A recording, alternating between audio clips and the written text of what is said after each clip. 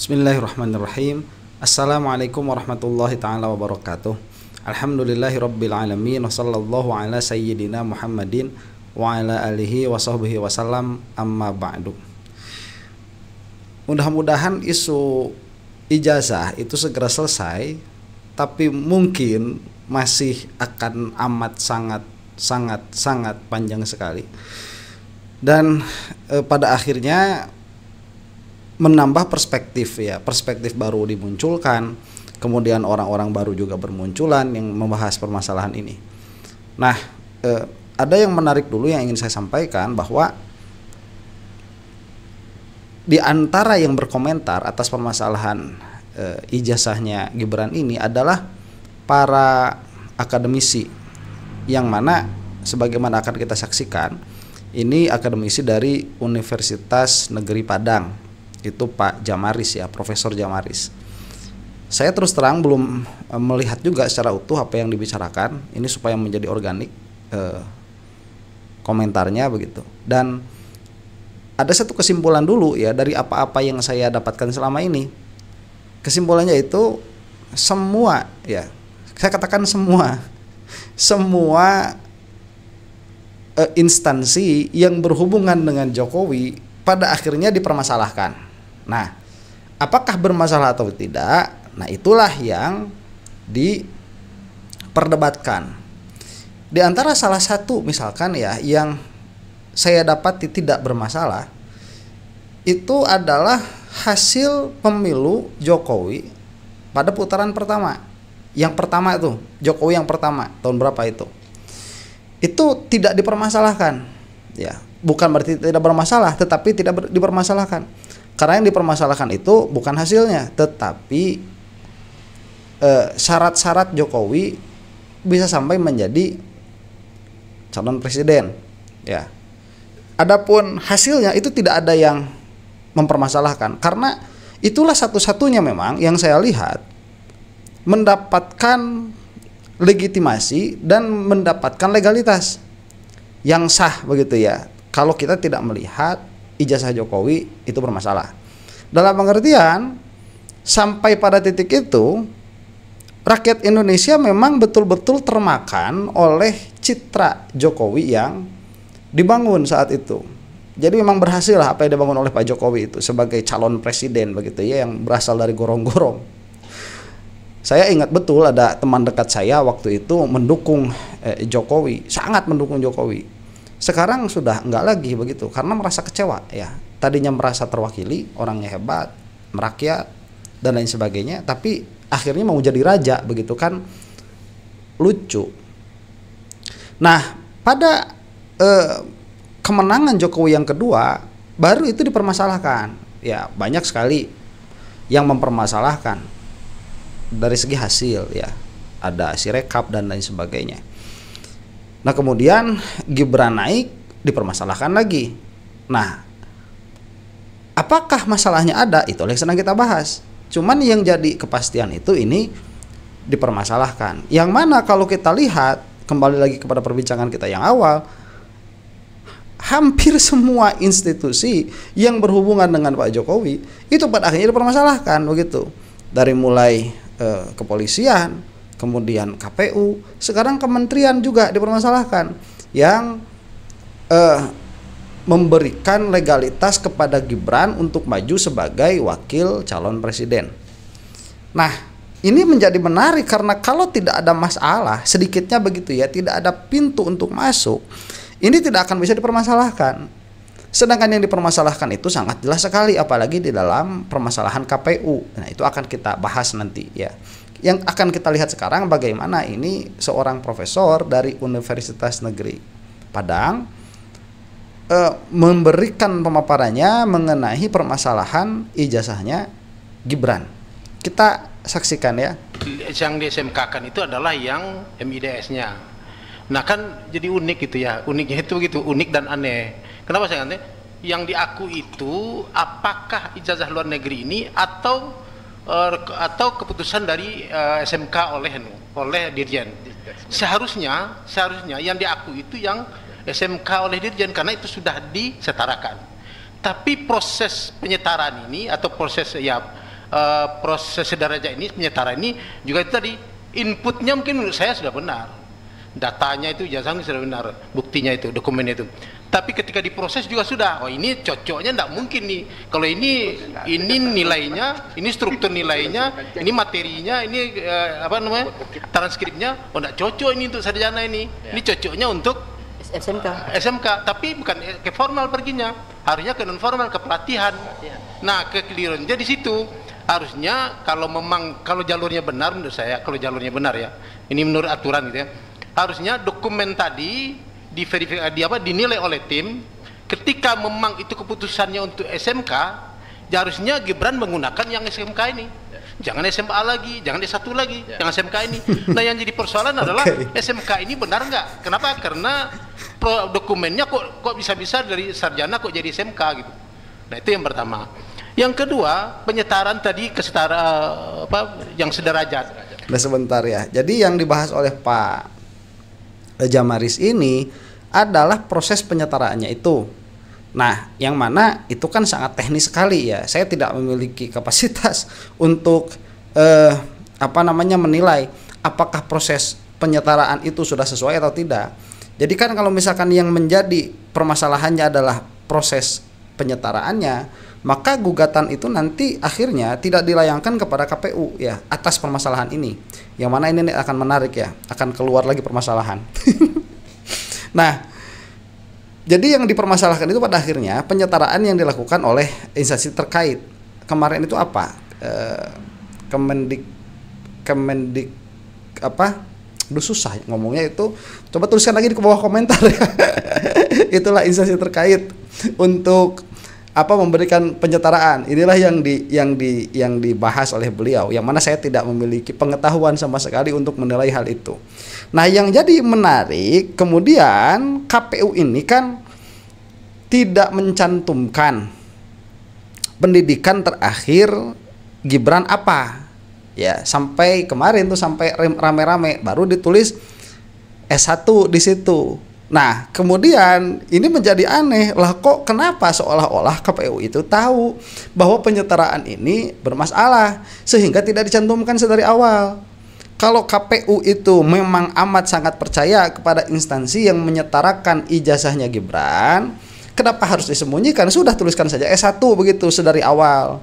Nah, kalau misalkan dia sudah dituliskan S1 sedari awal, kemudian memang terbukti bahwa instansi yang menyetarakan ini bermasalah dalam pengertian tidak mengikuti standar untuk menyetarakan ijazah yang dibawa oleh Gibran, maka KPU tinggal mengatakan, saya ini cuma menerima input dari instansi tersebut.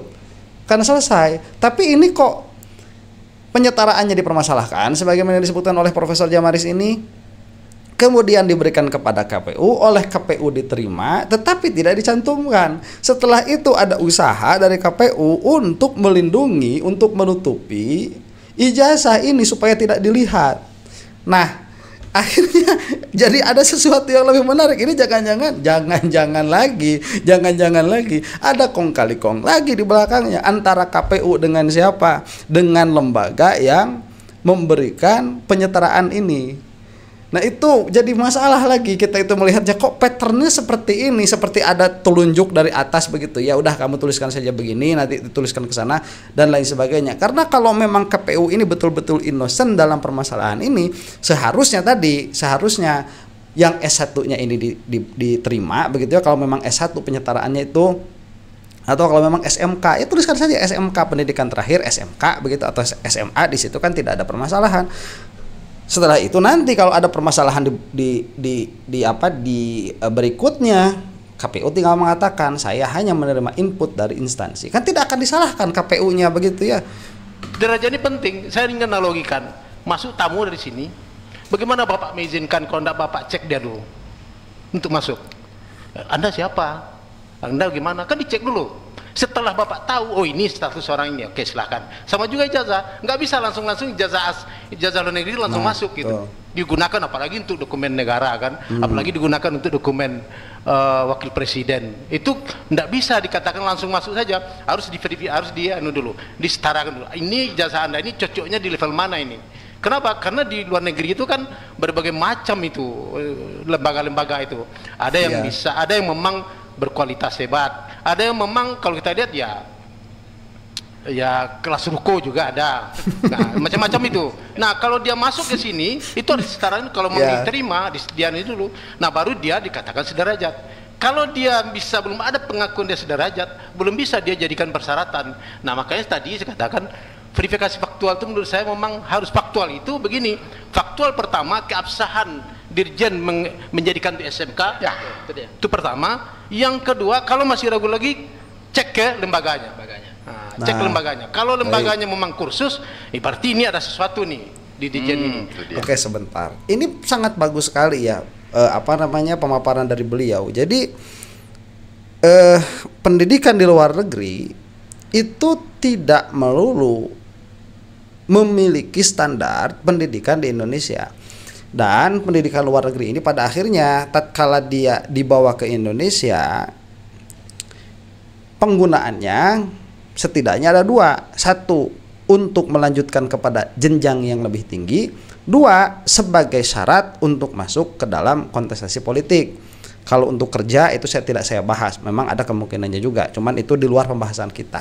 Nah, ini seharusnya ya dari Ditjen tadi ya, instansi yang terkait lah saya katakan. Ini kan seharusnya memiliki katakanlah standar yang berbeda untuk kedua hal ini, untuk melanjutkan kepada jenjang yang berikutnya dan untuk dijadikan persyaratan menjadi pejabat. Ini dua hal yang berbeda. Kenapa? Gitu. Ini secara ideal ya, secara ideal. Saya tidak mengatakan secara formal, ini secara ideal. Kenapa harus berbeda? Karena apabila untuk dipakai sebagai tingkat pendidikan lanjutan, katakanlah untuk kuliah, di dalam kuliah itu masih ada pelajaran-pelajaran mata kuliah dasar, masih ada yang mana di situ masih bisa dimasukkan pendidikan-pendidikan atau pengetahuan-pengetahuan yang bersifat lokal, yang harus diketahui oleh orang yang memang bersekolah atau dididik di Indonesia begitu. Nah, jadi tidak terlalu ketat tidak menjadi masalah, karena pada akhirnya nanti akan ada pengetahuan-pengetahuan yang bersifatnya itu kearifan lokal atau hukum lokal. Tetapi untuk menjadi pejabat ini harus lebih ketat lagi. Kenapa? Karena apabila pendidikan dari luar negeri ini, saya tidak mengatakan kelas ruko dulu begitu ya, sehebat apapun itu, mau misalkan katakanlah Oxford sekalipun ya, dia kuliahnya di Amerika, sekolahnya di Amerika terus-menerus, kemudian ke Indonesia, itu kan nanti juga pasti akan ada penyetaraan seperti itu, apakah disetaranya dengan S1, S2 atau dengan S3. Ini kan bermasalah. Kenapa? Karena tatkala menjadi pejabat itu dia secara filosofi ya harus memiliki nilai lokal. Harus memiliki itu, harus ada di dalam kepalanya itu sedikit banyaknya pengetahuan atau kearifan atau budi yang lokal itu harus ada. Nah, kemudian apalagi apabila sekolah yang diakukan atau ijazah yang dibawa oleh ke Indonesia ini untuk ikut kepada kontestasi politik ini nggak jelas, yang mana itu bisa jadi kelas ruko begitu. Ini harus lebih ketat lagi, yang mana kalau memang misalkan tidak memenuhi kriteria kan bisa mengambil jalan yang lain seperti paket C misalkan. Nah, ini menarik apa yang dikatakan oleh beliau ini. Jadi ada permasalahan di dalam instansi yang terkait, Ditjen tadi ya. Tapi kalau dia misalnya di lembaganya, kemudian dicek ternyata memang betul, itu baru nyambung dia antara faktual. Ya, kembali pertanyaannya. Sementara Ditjen sudah mengeluarkan SK, sudah mengaku ini. Ya, pengakuan itu tadi. Grade 12 SMK, ya. Bidang keuangan dan akuntansi untuk sekolah di Sydney itu. Ya. Ya. Itu konsekuensi hukum. Apakah karena prosedurnya yang akibat hukum persyaratannya ya? yang diberikan pengakuannya aneh gitu. Oh, pengakuannya aneh gitu. Kenapa aneh? Masuknya kalau kita lihat dari datanya itu kan masuknya sarjana. Nah, kalau masuk sarjana masa ke grade ke SMK perginya. Harusnya kalau dia masuknya sarjana ya sarjana juga keluarnya gitu. Situ yang rancu ya, membingungkan situ ya. Dalam penyetaraan oleh jadi menteri begini, tadi. Pak Nas. Ya. Nah, oke sebentar, sebelum ke orang ini mungkin counter argumennya ya yang harus kita dengarkan juga. Nah, apakah yang menjadi permasalahan kan begini, penyetaraan yang keluar bagi ijazahnya Gibran itu apakah dia itu faktual atau tidak.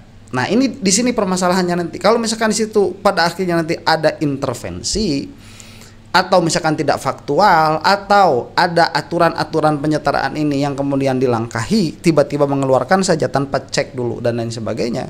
Ini nanti penyetaraan ini bisa dipermasalahkan. Berarti secara fakta ini bersalah begitu, atau bukan bersalah, secara fakta ini bermasalah karena aturan-aturan yang dilangkahi.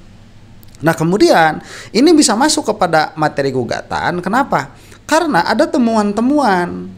Nah, temuan-temuan setelah Gibran menjadi wakil presiden, temuan-temuan misalkan seperti yang dipaparkan oleh Roy Suryo dan kawan-kawan. Ini sebetulnya pendidikan-pendidikan yang ditempuh oleh Gibran itu sebetulnya apa, dan sekarang bagaimana, valid atau tidak, disetarakan. Nah, di situ bisa bermain. Tatkala ini misalkan kita juga nggak tahu nanti apabila dia digugat apakah memang terbukti bahwa yang mengeluarkan penyetaraan ini akhirnya bermasalah atau tidak. Apabila dia memang kemudian bermasalah, berarti input yang dimasukkan ke KPU juga bermasalah, dan itu nanti bisa digugat ulang. Bukan digugat ulang, bisa digugat lagi proses hukum selanjutnya begitu. Nah, yang menarik saat ini dari kedua kubunya sudah bermasalah dari awal. KPU-nya bermasalah. Kemudian Ditjen yang mengeluarkan penyetaraan itu juga ditengarai bermasalah. Jadi ini dua-duanya sudah punya masalah masing-masing. Ditambah lagi permasalahannya di mana? Permasalahannya itu di dalam keputusan MK, di dalam menganulir kita sebut mani ya, penghalang Gibran untuk menjadi wapres. Karena di situ ditemukan, nanti akan kita bahas, karena di situ ditemukan pelanggaran etik berat. Lah, pelanggaran etik beratnya ditemukan, tapi kok kenapa putusannya tidak dianulir? Ini juga bermasalah. Jadi masalahnya itu sudah pada masing-masing lembaga ini bermasalah. Bukan hanya satu lembaga bermasalah, kemudian yang lain itu ikut bermasalah hanya karena satu lembaga ini yang bermasalah. Bukan. Jadi ini bukan chain effect. Chain effectnya dia bakal ada nanti, butterfly effectnya kalau kita katakan begitu ya. Efek rantainya itu akan ada, tetapi tanpa efek rantai itu pun masing-masing lembaga yang berkaitan dengan Gibran menjadi wakil presiden ini bermasalah sedari awal, bisa dipermasalahkan semuanya. Makanya gugatannya serentak begitu ke semua, hampir kepada semua lembaga yang berkaitan dengan kemajuan Gibran sebagai wakil presiden. Ini yang menjadi mengkhawatirkan. Yang mana kalau misalkan seperti ini, memang nanti besok lusanya bisa menjadikan hasil dari pemilunya itu sendiri yang digugat begitu. Mungkin itulah salah satu alasan juga kenapa pihak Pak Prabowo ini masih mikir-mikir juga ini, apakah Gibran ini gimana caranya begitu. Karena efek politik itu tidak bisa diprediksi secara linear, semuanya terprediksi begitu, tidak. Itu akan terjadi letupan-letupan baru yang mana kadang-kadang di luar prediksi. Makanya kita juga melihat ini Pak Prabowo juga main hati-hati. Saya merasakan betul baru setahun kok begitu menjabat. Dianya itu kan syarat minimal. Syarat minimal itu SMA, itu menurut Pak Adi ya. Jadi yang akan diperiksa itu SMA-nya menurut peraturan perundang-undangan, jangan menurut Pak Adi. Perundang-undangan kata Pak Adi itulah. Ya. Baca sendiri ya. Kalau kita melihat keputusan MK itu syarat kan minimal sederajat. Tadi Pak Prof mengatakan kalau ada orang kesini bertanya dari mana, betul, saya ditanya tadi dari mana, saya bilang saya dari Forum Wartawan Parlemen. Lalu saya mau disederajatkan dengan orang Padang TV, nggak bisa. Yang penting setelah diverifikasi ternyata saya dari Forum Wartawan Parlemen, diundang kemari, dan saya legal. Jadi bukan saya harus disederajatkan dengan kameramen atau dengan siapapun. Legalitas yang paling penting. Dan legalitas itu ada dari Dirjen. Jika ini penyimpangan, maka yang harus digugat pertama itu Dirjen juga harus digugat. Dirjen dan KPU. Bukan. Artinya tergugat 3 Dirjen gitu ya? Tergugat 1 Dirjen, tergugat 2 KPU, tergugat 3 Gibran. Terbalik ya kalau saya. Iya, kenapa? Karena mereka mendukung dalam tindak pidana. Maaf, saya bukan pakar hukum. Itu akan diputuskan sendiri-sendiri atau secara bersama-sama sudah melakukan tindak pidana. Oke. Saya kenapa saya setuju? Saya setuju dengan apa yang dikatakan karena tadi ini sesuai dengan apa yang sudah dibahas tadi begitu ya, dengan yang bersangkutan. Urusan ini nanti orang-orang ini beliau ini saya tidak tahu namanya siapa. Beliau ini apa namanya berpihaknya ke siapa? Saya tidak mementingkan hal itu. Cuman ya memang iya, ini tiga-tiganya bermasalah, punya masalah sendiri-sendiri begitu. Yang kalau kita mau efek terhadap Gibran ini tidak sah misalkan begitu ya, mau kesana natijahnya, mau kesana nanti konklusinya, bisa kita itu menggugat dari sini. Dari mana? Dari Dirjen tadi yang mengeluarkan penyetaraan itu. Kalau misalkan kita mau melihat langsung secara langsung pun ya bisa. Kenapa? Ya karena tadi saya katakan masing-masingnya pun bermasalah. Berarti KPU, Dirjen ya, Gibran yang bersangkutan. Dan yang bersangkutan. Jadi jangan Gibrannya dikejar. Oke, kita luruskan. Kita butuh publik tahu KI ada persidangannya.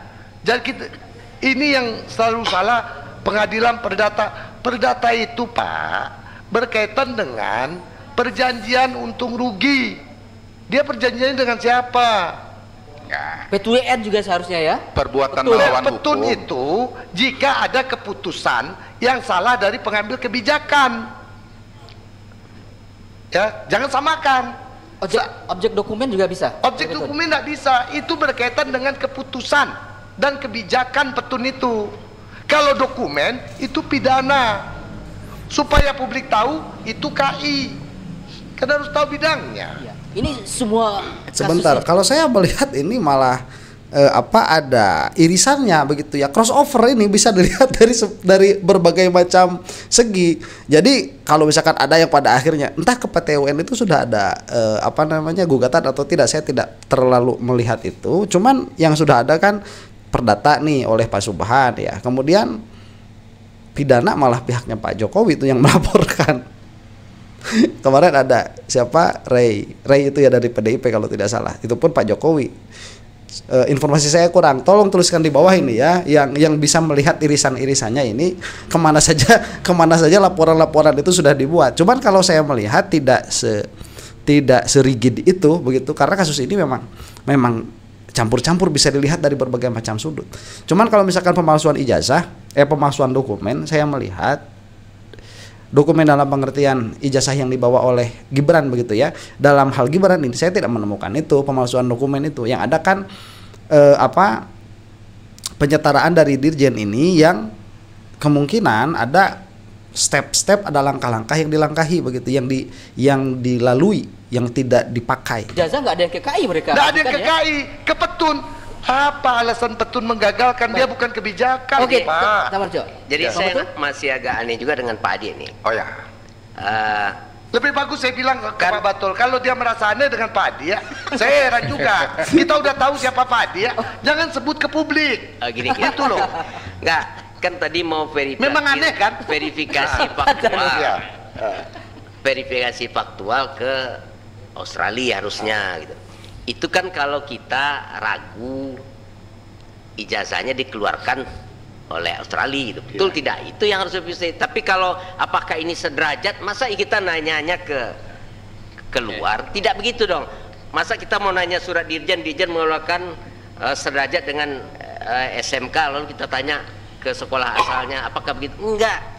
Yang menyatakan sederajatnya otoritas kita. Jangan tanya ke negara lain. Sudah cukup kuat Iya, untuk haruslah. Dirjen tadi. Iyalah. SK-nya. Tentu siapa otoritas pendidikan di Indonesia ke situ tanyanya sederajat atau tidak. Oke, kalau ini saya kira mendukung Gibran ya. Saya kira begitu. Ini sudah jelas arahnya. Nah, betul yang dikatakan otoritasnya ada di kita. Cuman permasalahannya tatkala penyetaraan ini dia disetarakan, apakah ada langkah-langkahnya atau tidak? Kalau tidak langkah-langkahnya yang tertulis begitu aturannya bagaimana suatu pendidikan bisa dianggap sederajat atau setara dengan pendidikan yang ada di Indonesia, ini kemudian tidak ada hukumnya, tidak ada rulesnya, keterlaluan. Otoritas sudah kita lihat saja, oh ya udah ada ya dari Australia, tanda tangan saja sudah sederajat. Keterlaluan kalau begitu. Apalagi ini sebagai wakil presiden Indonesia. Nanti masa orang pendidikan dari Vietnam itu datang ke Indonesia mau langsung tanda tangan aja? Ya, tahu kan Vietnam itu apa? Dari Rusia misalkan. ke Indonesia, lah gimana begitu? Atau misalkan dari mana Arab Saudi tiba-tiba ke Indonesia begitu, orang anak TKI misalkan, ya pendidikan di situ ke Indonesia mau jadi wakil presiden, kan bisa saja itu terjadi karena kemungkinan hukum itu ada. Masa tidak ada ketentuan untuk penyetaraan, yang mana tadi betul yang harus dilakukan itu adalah cek faktual. Memang kalau misalkan dari awal katakanlah dengan sangkaan begitu, oh ini kan Australia nih begitu ya, udahlah kita tanda tangan saja tanpa ada cek faktual, tanpa ada cek and recheck. Tidak ada keraguan karena sedari awalnya. Oke, tetapi kalau kemudian di kemudian hari itu dipermasalahkan dan ada masalah, ternyata Dirjen ini harus siap-siap bertanggung jawab.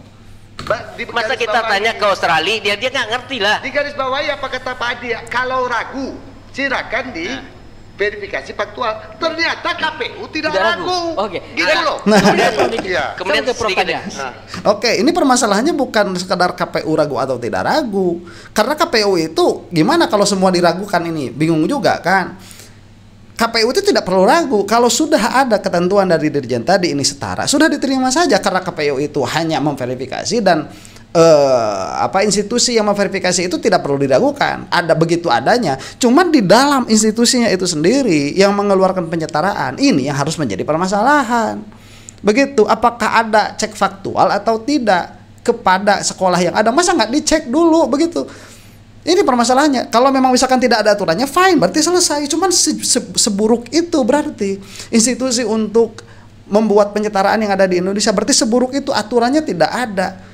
Masa pakai feeling, ragu, ya udah kita tanyakan, nggak ragu kita nggak tanyakan. Masa seperti itu? Maka outputnya pun kayak Gibran, ya wajar kalau seperti itu. Cuman ini nanti permasalahannya, kita kan agak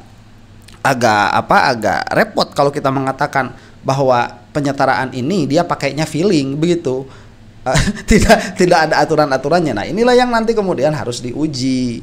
Ya. Nah, ini sepertinya masih ada sebenarnya. Kita teruskan sedikit lagi nih. Sedikit saya tambahkan. Lalu ada nggak yang kenal di sini sebelum ini dengan Subhan Palal? Enggak. Pernah dengar nggak? Nggak ada kan? Berarti jadi panggung. Ya gitu. Tadi kan sama juga waktu kan orang menggugat Aduh. pasal 90 MK itu.